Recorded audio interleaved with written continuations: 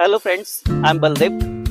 आज आपण बघूयात की ब्युटिफुल हा शब्द वेगवेगळ्या पद्धतीने आपण कशा पद्धतीने वापरू शकतो आणि आपलं संभाषण अधिक प्रभावी करू शकतो. असं एखादं सौंदर्य जे तुम्हाला आश्चर्यचकित करतं, जसं की जर तुम्ही आकाशातून रायगड पाहिला तर तो तुम्हाला स्टनिंग वाटेल.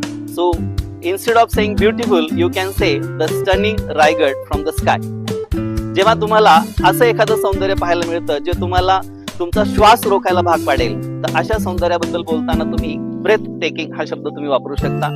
जसं की चंद्रप्रकाशामध्ये पाहिलेला ताजमहल जो तुम्हाला ब्रेथ टेकिंग वाटेल.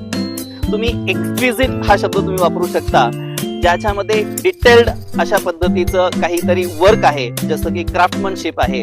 तर जसं एखादा नेकलेस तुम्हाला अतिशय आवडला तर तुम्ही त्या सौंदर्य दर्शवण्यासाठी तुम्ही एक्सक्विजिट हा शब्द तुम्ही वापरू शकता. त्याचबरोबर रॅडियंट हा शब्द तुम्ही वापरू शकता, की ज्याच्यामध्ये सौंदर्य आहे, एक प्रकाश आहे आणि त्याचबरोबर जॉय म्हणजे आनंद आहे. उदाहरणार्थ एखादी ब्राईट जी आहे, वधू आहे, जी तिच्या विवाहामध्ये अतिशय आनंदी आणि खळखळीत असं हास्य तिच्या सौंदर्यामध्ये आपल्याला दिसत आहे, तर आपण म्हणू शकतो की एलिगंट ब्राईट. त्याचबरोबर असं सौंदर्य जे तुम्हाला आकर्षित करतं, अट्रॅक्ट करतं, अशा सौंदर्याबद्दल बोलताना तुम्ही चार्मिंग हा शब्द वापरू शकता.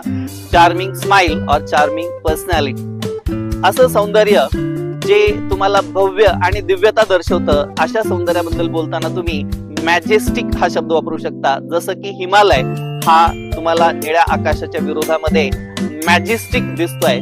So use all such kind of different words and make your communication more effective. Thank you.